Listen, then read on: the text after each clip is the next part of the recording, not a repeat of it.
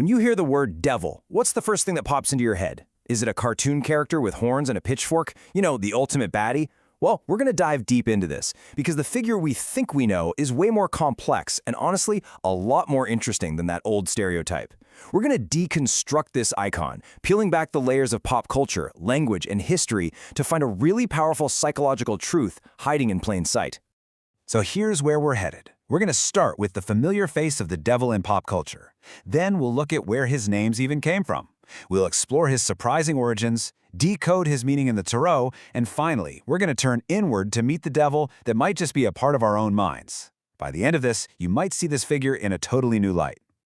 All right, first up, let's talk about the devil we all think we know, the modern celebrity, that mischievous, kind of marketable face of our time.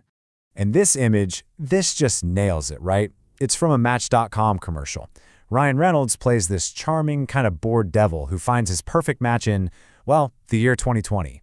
He's witty, he's relatable, he's even kind of likable. So there he is, the devil as a brand. He's a rock star, a dating app success story, a movie icon. This sanitized commercial version is the comfortable illusion we're about to break wide open, because it's just a simple mask, and it's hiding a much, much deeper story. To get behind that mask, we have to start with the words themselves. I mean, what's really in a name like devil or Satan? Well, as it turns out, a whole lot of history and a whole lot of misunderstanding.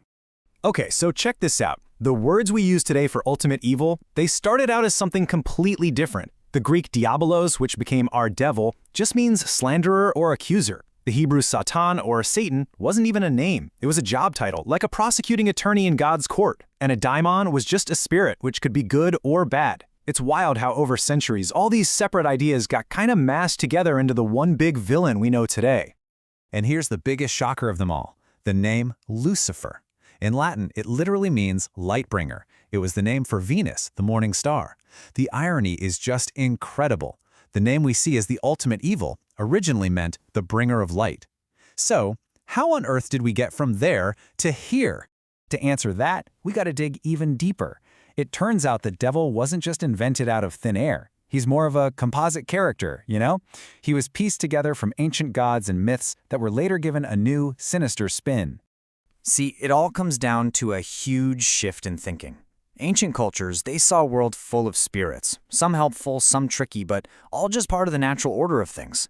But as monotheism rose, the world got simplified into a binary, one ultimate good and one great cosmic opponent. Suddenly, there was a job opening for a single villain to represent everything evil. And this is where that classic image of the devil comes from. The horns, the goat legs, that connection to wild, physical pleasure, it's all borrowed from Pan, the Greek god of nature. To create a powerful visual for what they saw as paganism, early Christianity basically took the features of this beloved nature god and rebranded them as a symbol of fear. But if we go back even further, to the ancient Sumerians, the story gets even stranger. Their word Satan wasn't evil at all. It was a job title, like an administrator. And get this, in their origin story, the serpent figure was actually a friend to humanity, arguing that we could be equals to the gods. It's very possible that the story in Genesis is a direct flip of this much, much older myth. Now, this long history of repurposed gods and flipped stories, it all leads us to a really powerful symbol, the Devil card in the Tarot deck. As the 15th card of the Major Arcana, its meaning is one of the most misunderstood of them all. The psychological insight on this card is just brilliant. If you look closely at the traditional image, the chains around the figures' necks are loose. I mean, they could easily slip them off. The card's message is that their bondage isn't forced. It's a choice. They're trapped by their own desires, but the power to be free is literally right there. And that's why the card is so complex. It's not just about the negative stuff like addiction or materialism. It also represents the raw energy of ambition, the freedom of pleasure, the power of rebelling against the status quo. The real question it asks us is, can you harness this powerful energy without becoming its slave?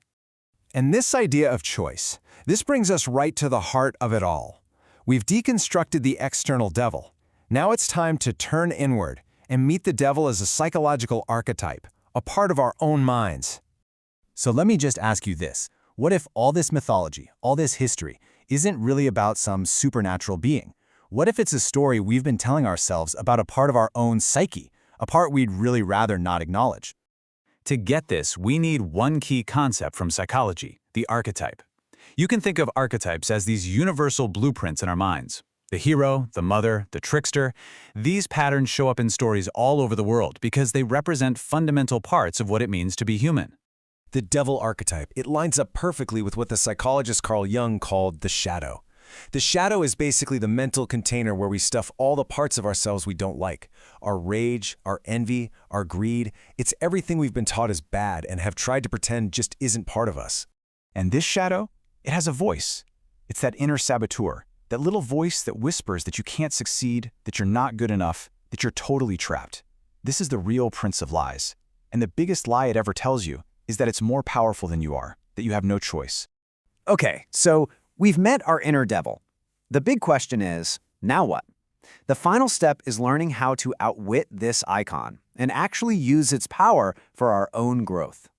You see, by seeing the devil as a psychological symbol, we reclaim its power.